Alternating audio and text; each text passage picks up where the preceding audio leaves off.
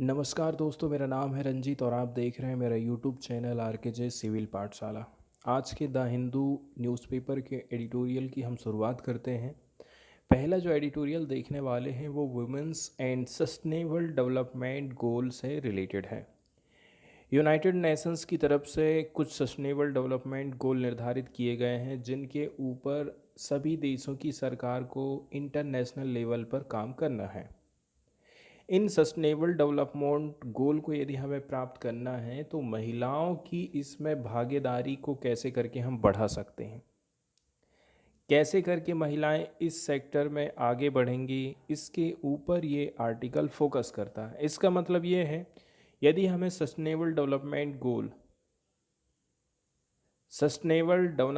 गोल हासिल करना है तो इसको बेस बनाना पड़ेगा महिलाओं को। महिलाएं इसका आधार होना चाहिए, ऐसा राइटर का कहना है। हालांकि महिलाओं का रोल काफ़ी अच्छा रहा है एनर्जी के सेक्टर में, चाहे वो एनर्जी एक्सेस हो, चाहे प्रोडक्शन हो, चाहे वो कंजप्शन हो। इसके बावजूद भी वे कुछ ना कुछ बैरियर को फेस कर रही हैं, limiting their participation and impact in the energy sector. अभी भी वो कुछ ना कुछ बैरियर को फेस कर रही हैं जिसके चलते चलते उनका पार्टिसिपेशन नहीं हो पा रहा है and impact in the energy sector, और ना ही उनका कोई अच्छा खासा इम्पैक्ट एनर्जी सेक्टर में पड़ पा रहा है। यहाँ से हम अपने एडिटोरियल की शुरुआत करते हैं कि किस प्रकार से gender equality and sustainable development goal के बीच में इंटर रिलेशन है, इंटरसेक्शन है, अंतर संबंध है। हम एक ऐसे मुद्दे पर विचार करना चाहते हैं जिसे अक्सर नज़रअंदाज किया जाता है, जो लैंगिक समानता और सतत ऊर्जा विकास के बीच में महत्वपूर्ण अंतर संबंध बताता है। बार बार अध्ययनों ने साबित कर दिया है कि लैंगिक समानता और महिला सशक्तिकरण सभी के लिए स्थायी ऊर्जा प्राप्त करने की कुछ मौलिक चीज़ें हैं, फंडामेंटल चीज़ें हैं। ये चीज़ प्रूव हो चुकी है। एसडीजी की उपलब्धि किसी न किसी तरह से जेंडर इक्वालिटी पर निर्भर करती है। वास्तव में जेंडर इक्वालिटी पर एसडीजी 5, स्वच्छ किफ़ायती ऊर्जा पर एसडीजी 7 और जलवायु कार्रवाई पर एसडीजी 12 समेत कई अन्य के बीच में रिलेशनशिप हमको देखने को मिलती है। जैसे कि एस डी जी 5 कहता है कि जेंडर इक्वालिटी ऊपर काम करना है, एस डी जी 7 कहता है clean affordable energy, S D G 12 कहता है कि क्लाइमेट एक्शन। तो आपस में जो टारगेट रखे गए हैं उनके बीच में कुछ ना कुछ रिलेशन हमको यहाँ पर दिखाई देती है। अब जेंडर इक्वालिटी एंड सस्टेनेबिलिटी के ऊपर बात किया जाता है तो जेंडर इक्वालिटी और सस्टेनेबिलिटी न केवल सोशल जस्टिस के लिए ज़रूरी हैं, साथ ही साथ it is also prerequisite for sustainable development. यदि हमें सस्टेनेबल डेवलपमेंट हासिल करना है तो भी ये दोनों चीज़ महत्वपूर्ण हो जाती हैं। महिलाओं के लिए कौन कौन सी बाधाएं हैं? बैरियर्स ऑफ वुमेन की यदि हम बात करें, देखिए अक्सर महिलाओं को बाधाओं का सामना करना पड़ता है that limit their participation and impact in the energy sector. इससे क्या होता है, महिलाओं की जो भागीदारी है ना वो कम होते जाती है एंड इसका सीधा सीधा असर जो है एनर्जी सेक्टर के ऊपर पड़ता है। अब आगे बात करी जाती है gender equality in energy access. Energy को एक्सेस करने में महिलाएं और पुरुष क्या दोनों के बीच में कोई भेदभाव है, इसके ऊपर ये फोकस किया जाता है। Primary responsibility for house hold की यदि हम बात करें, घर के लिए प्राथमिक जिम्मेदारी। दुनिया के कई हिस्सों में महिलाएं घरेलू ऊर्जा प्रबंधन की प्राथमिक जिम्मेदारी निभा रही हैं, जैसे कि खाना बनाना है, हीटिंग का काम करना है, कुकिंग का काम करना है, प्रकाश की व्यवस्था करना है। ये सारे काम उनको ही करना पड़ता है। इसके बावजूद शोध से ये पता चला है कि ऊर्जा का बुनियादी ढांचा महिलाओं तक सबसे बाद में पहुंच रहा है। फिर भी आधुनिक ऊर्जा तक पहुंच की कमी महिलाओं और बच्चों को असमान रूप से प्रभावित कर रही है। एग्जाम्पल के तौर पर यदि हम बात करें clean and reliable energy sources उनके लिए अवेलेबल नहीं है। Forces women to rely on traditional and harmful alternative such as biomass and kerosene. अब उनके पास में कोई विकल्प अवेलेबल नहीं है तो वो क्या काम करेंगी?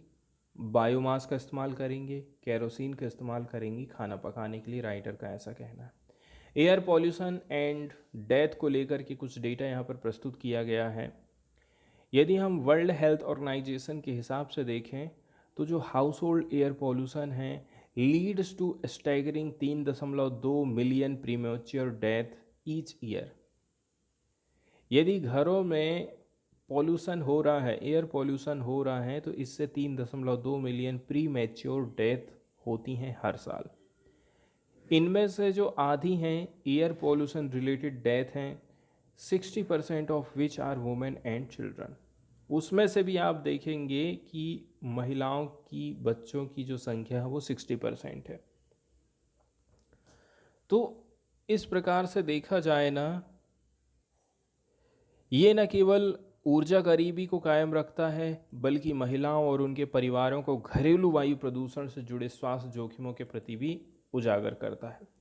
ऊर्जा क्षेत्र सबसे कम लिंग विविधता वाले क्षेत्रों में शामिल है अभी भी देखा जाए, मतलब एनर्जी सेक्टर है आज के समय में भी लीस्ट जेंडर डाइवर्स सेक्टर माना जाता है। इसका मतलब ये है कि इसमें पुरुष लोग ज़्यादा लगे हुए हैं महिलाओं की अपेक्षा। देखिए, वुमेन रिप्रेजेंट करती हैं 32% of full time employees in the renewable energy sector and only 22% in the energy sector overall. Full time employee के तौर पर 32% महिलाएं काम में लगी हुई हैं रिन्यूएबल एनर्जी सेक्टर में, एंड मात्र 22% महिलाएं ऐसी हैं जो कि एनर्जी सेक्टर में ओवरऑल काम कर रही हैं। वहीं यदि हम ग्लोबल वर्क फोर्स की बात कर रहे हैं, ग्लोबल लेबर फोर्स की बात करें तो 48% वुमेन वर्कर्स हैं पूरी दुनिया भर में। इंडिया की हम बात करें एग्जाम्पल के तौर पर, मात्र 10% महिलाएं ऐसी हैं जो कि टेक्निकल पोस्ट को होल्ड करती हैं एनर्जी सेक्टर में as per the International Energy Agency. अब यहाँ पर हम ज़्यादातर एनर्जी के ऊपर ही फोकस कर रहे हैं क्योंकि एनर्जी ही एक ऐसा सेक्टर है जिसमें आने वाले समय में बदलाव होने वाला है सस्टेनेबल डेवलपमेंट गोल से रिलेटेड। इसका क्या क्या रीज़न हो सकता है इसके बारे में यहाँ पर बताया जाता है। एजुकेशनल एक्सेस हासिल नहीं कर पा रही हैं, उनके लिए जो अपॉर्चुनिटीज़ है वो रिस्ट्रिक्ट कर दी गई है to acquire technical skill and training. Technical skill and training में रिस्ट्रिक्शन लगा दिया गया है। कंपनी पॉलिसी ठीक नहीं है, अमंग अदर कंट्रीब्यूटिंग फैक्टर। तो इस प्रकार से कुछ कुछ देखा जाए तो मोटे मोटे रीज़न यहाँ पर बताए जाते हैं। अब जेंडर गैप को कैसे करके हम फिलअप कर सकते हैं? इन सभी चैलेंजेस को यदि हमें टैकल करना है तो इसके लिए एक चेंज हमें लाना पड़ेगा। वुमेन्स का रोल जो एनर्जी सेक्टर में है, हमारी जो सोच है उसको थोड़ा सा बदलने की ज़रूरत है। And concerted effort to mainstream gender in energy policies at the sub national, national and international level. फिर यहाँ पर हमारी जो ऊर्जा नीतियाँ हैं, ऊर्जा नीतियों में भी हमको थोड़ा सा बदलाव करने की ज़रूरत है ताकि महिलाओं का पार्टिसिपेशन हम कर सकें। Government, non state actor, international institutions and philanthropic organisation,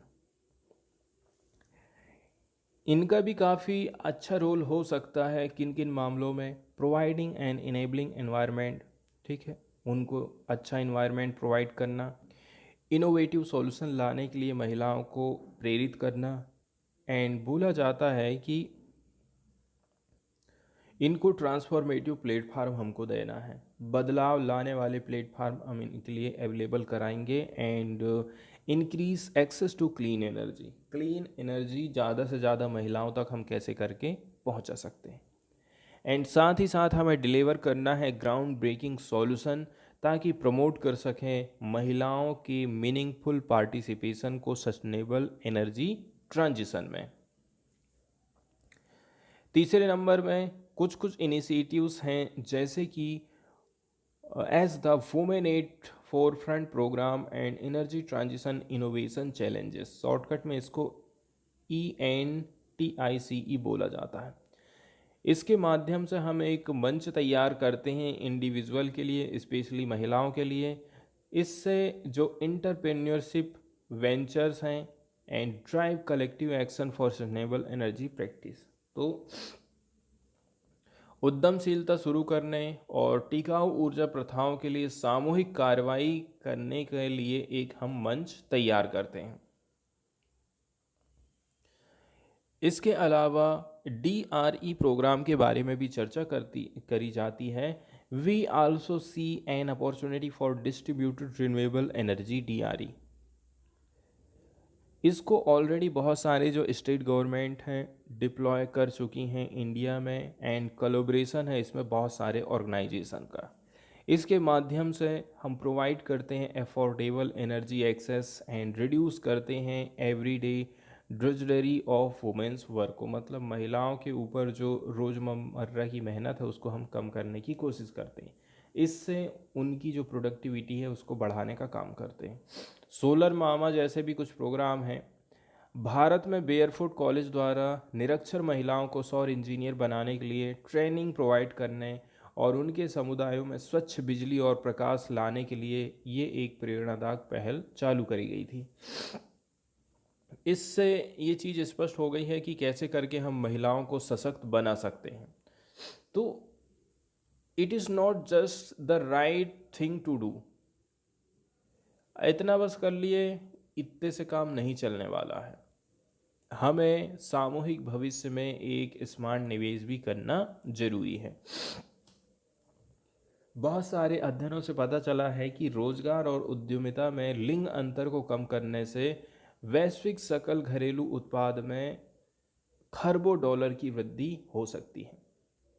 इसी प्रकार से यदि हम वुमेन्स का पार्टिसिपेशन बढ़ा देते हैं एनर्जी सेक्टर में, इससे क्या होगा, और भी ज़्यादा नए इनोवेटिव सॉल्यूशन आएंगे, प्रोडक्टिविटी बढ़ेगी, साथ ही साथ में सोशल एंड एनवायरमेंटल आउटकम हमको बढ़े हुए मिलेंगे। एक रिसेंट रिपोर्ट आई थी जिसको कंडक्ट कराया गया है पावरिंग लाइवलीहुड ने। इसने बताया है कि 76% of the early adopters of clean technology livelihood appliance in India totalling over 16,000 are women. तो भारत में बोला जा रहा है परसेंटेज कितना है, 71% है, जो कि early adopters of clean technology livelihood appliances के अंतर्गत आते हैं इंडिया में। टोटलिंग 16,000 से भी ज़्यादा इसमें महिलाएं शामिल हुई हैं जिन्होंने अर्ली एडॉप्ट किया है क्लीन सॉल्यूशन को। इसके बाद नेक्स्ट वाला जो एडिटोरियल हम देखने वाले हैं ये भी इकोनॉमी से रिलेटेड है। पार्टिकुलरली यहाँ पर बात करी जाती है कि किस प्रकार से लोग आज के समय में रोज़गार प्राप्त कर रहे हैं, किस प्रकार के कामों में लोग ज़्यादा लगे हुए हैं, इनकम का सोर्स क्या है, कितना रुपया डेली के हिसाब से लोग कमा रहे हैं और क्या करने की ज़रूरत है, इसके ऊपर ये आर्टिकल फोकस करता है। Low quality work and macro economic growth repercussions. तो लोग लो क्वालिटी के काम में लगे हुए हैं एंड इसका मैक्रो इकोनॉमिक ग्रोथ के ऊपर क्या क्या असर पड़ रहा है। पहले नंबर में बात करी जाती है कि हम कमाई कैसे कर रहे हैं, हमारा सोर्स क्या है। तो मेजॉरिटी ऑफ जो इंडियंस हैं अर्न करते हैं अपनी इनकम को through labour as oppose to ownership of capital और लैंड। आज के समय में ज़्यादातर कोई भी व्यक्ति कमा रहा है तो वो नौकर बन के कमा रहा है। इसमें ये बात बताई जाती है, आप ये नहीं कह सकते कि भारत में ज़्यादातर लोग नौकरी नहीं कर रहे हैं, बिजनेस कर रहे हैं, आप ऐसा नहीं बोल सकते। और ज़्यादातर जो लोग लगे हुए हैं वो लगे हुए हैं इनफॉर्मल सेक्टर में। और इनफॉर्मल सेक्टर कैसा होता है आप सब लोग जानते हैं किराना दुकान में कोई व्यक्ति कमाई करने के लिए जा रहा है। किसान, बड़े किसान छोटे किसानों को, लेबरों को अपने खेत में निराई गुड़ाई कटाई करने के लिए लगवाए हैं। ठीक है। आप शहर में किराना दुकान में काम कर रहे हैं, कहीं कपड़ा दुकान में काम कर रहे हैं, तो ये सारे जो कामकाज में आप लगे हुए हैं ना, ये सारे काम इनफॉर्मल सेक्टर के अंतर्गत आते हैं। इनफॉर्मल सेक्टर के अंतर्गत आपके काम के घंटे निर्धारित नहीं हैं। इसका मतलब ये है कि यदि आप किराना की दुकान में काम करने जा रहे हैं, वो 8 से यदि 9 घंटे भी आपसे करवा लेता है ना, तो आप इसकी शिकायत कहीं नहीं कर पाएंगे। किसान अपने घर में मजदूरों से 8 की जगह 12 घंटे भी करवा लेता है, तो उसकी कोई सुनवाई होने वाली नहीं है। ये इनफॉर्मल सेक्टर की असलियत है हमारे देश में। हमारे देश में जितनी भी वर्किंग पॉपुलेशन काम में लगी हुई है, उसका 90% हिस्सा ऐसा है जो कि अनौपचारिक रोजगार के माध्यम से अपनी रोजी रोटी कमा रहे हैं। अनौपचारिक क्षेत्र के बहुत सारे नुकसान हैं, जैसे कि जॉब की कोई सिक्योरिटी नहीं है, कब आपको निकाल दें। एम्प्लॉयमेंट के कोई फ़ायदे आपको नहीं मिलने वाले हैं। सोशल प्रोटेक्शन नहीं है। लोअर अर्निंग रहेगी आपको। ठीक है, कम से कम पैसा देने की कोशिश करेगा दुकानदार या फिर बड़ा मालिक आपका। औपचारिक रूप से नियोजित लोग मुख्य रूप से आकस्मिक मजदूरों और स्वरोजगार वालों के बीच में केंद्रित हैं, लेकिन उन लोगों के कुछ वर्गों में भी मौजूद हैं जिन्हें नियमित वेतन या फिर वेतनभोगी श्रमिक के रूप में हम वर्गीकृत करते हैं।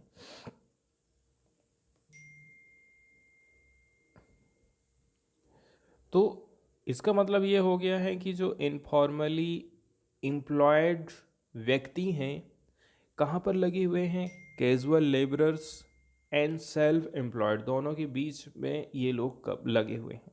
But exist even in the segment of those who are classified as regular wage और सैलरीड वर्कर।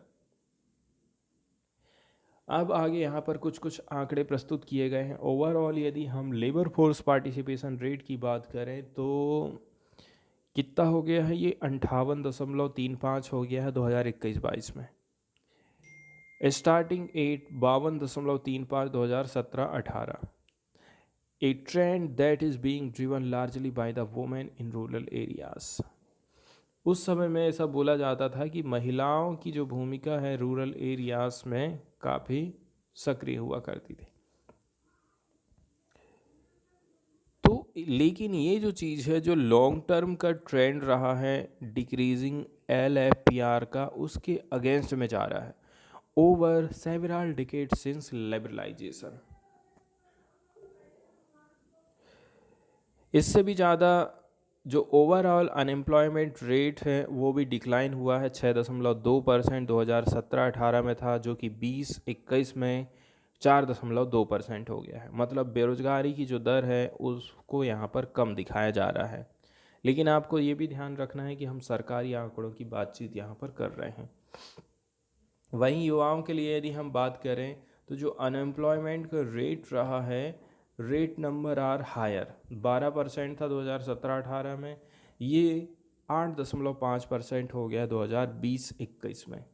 लेकिन कुल मिलाकर के देखा जाए तो जो डाउनवर्ड ट्रेंड ही हमको दिखाई दे रहा है, घटते क्रम गिरावट की प्रवृत्ति को ही बता रहा है। इसके अलावा दोनों LFPR and unemployment rate, the very latest data available for 2022-23 display the same trajectory. और अभी जो नवीनतम डेटा हमको मिला है, ये चीज़ भी पिछली चीज़ों के समान ही रिजल्ट हमको दिखाती है। अब यहाँ पर कुछ कुछ प्रश्न पूछे जाते हैं। क्या इस प्रकार का जो इम्प्रूवमेंट हो रहा है वो सिग्नल करता है dynamism in labour market in the term of job creation and wage growth? क्या इससे पता चल रहा है कि जॉब क्रिएशन में इम्प्रूवमेंट आ रहा है, वेज ग्रोथ में इम्प्रूवमेंट आ रहा है? इसके बाद जो कंपोजिशन है जॉब एंड अर्निंग का, उसके साथ में क्या हो रहा है? In a recent AC with Jitendra Singh of Ashoka University, we looked at this question carefully, comparing the trend over the more recent period with longer trend. तो इसका हल निकालने की यहाँ पर कोशिश करी जाती है। रीज़न यहाँ पर बताए जा रहे हैं कि क्या क्या रीज़न हो सकते हैं। तो पहले नंबर की बात हम कर रहे हैं सेल्फ एम्प्लॉयमेंट को लेकर के। यदि हम different category of employed namely regular wage, salaried worker, casual worker, self-employment and their trend, we can see that improvement in LFPR and the drop in unemployment rate are largely driven by the self-employment. लोग कई प्रकार के काम में लगे हुए हैं, जैसे कि एम्प्लॉयड हैं, regular wage regular wage worker हैं, सैलरी वर्कर के तौर पर काम कर रहे हैं, कैजुअल वर्कर के तौर पर काम कर रहे हैं, सेल्फ एम्प्लॉयड हैं। तो LFPR का जो रेट रहा, इसमें हमको गिरावट देखने को मिली है। सेल्फ एम्प्लॉयड वाले जो लोग हैं वो 3 कैटेगरी में काम कर रहे हैं: own account worker, unpaid family worker and employers who employ outside labour. इसके बाद बोला जा रहा है कि जो सेल्फ एम्प्लॉयड जो कि एम्प्लॉयर हैं, इनमें भी थोड़ी सी मार्जिनली हमको वृद्धि देखने को मिली है, 1 परसेंटेज पॉइंट फ्रॉम 3.78 से 4.57% 2021 में।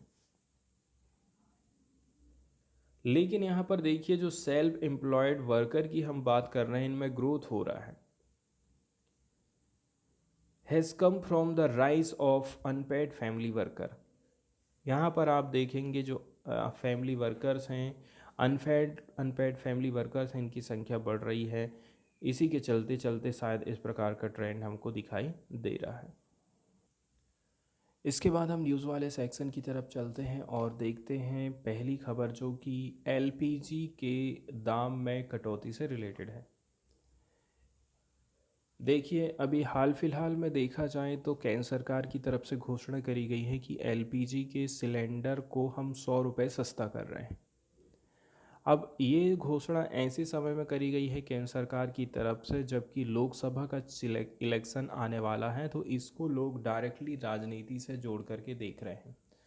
फिर भी देखा जाए, अभी तो हाल फिलहाल में आपको राहत मिलने वाली है, राहत मिलेगी, लेकिन कब तक है ये कोई नहीं बोल सकता है। तो LPG के बारे में थोड़ा सा हम बेसिक जानकारी देख लेते हैं कि लिक्विड पेट्रोलियम गैस आखिर होती क्या है, कैसे करके इसका इस्तेमाल किया जाता है खाना बनाने के लिए। तो जो LPG है, जिसको हम लिक्विफाइड पेट्रोलियम गैस या फिर लिक्विड पेट्रोलियम गैस बोलते हैं, ये क्या है, हाई बर्निंग या फिर हाई कैलोरिक कंपोनेंट माना जाता है, जो कि इंडिकेट करता है कि ये प्रोड्यूस करता है a lot of heat in a short amount of time as an energy source के तौर पर थोड़े से समय में बहुत सारी एनर्जी ये हमको दे सकता है। इसमें बोला जाता है कि LPG has almost little sulphur, मतलब ज़्यादा इसमें सल्फर की मात्रा नहीं रहती है, रिजल्टिंग इन क्लीनर बर्निंग। इसी के चलते चलते जो बर्निंग होती है वो क्लीन रहती है, धुआं धक्कड़ हमको देखने को नहीं मिलता है। LPG, जिसको हम ऑफन ऑफर करते हैं गैस सिलेंडर में, is a handy transportable source of energy that is simple to carry and store. इसको आप एक बार सिलेंडर में दबा दबा करके भर दीजिए तो गैस क्या है, ये रहती है गैस के रूप में ही, लेकिन हम इसको दबा दबा के इतना ज़्यादा दबा देते हैं कि इसको हम लिक्विड के रूप में चेंज कर देते हैं।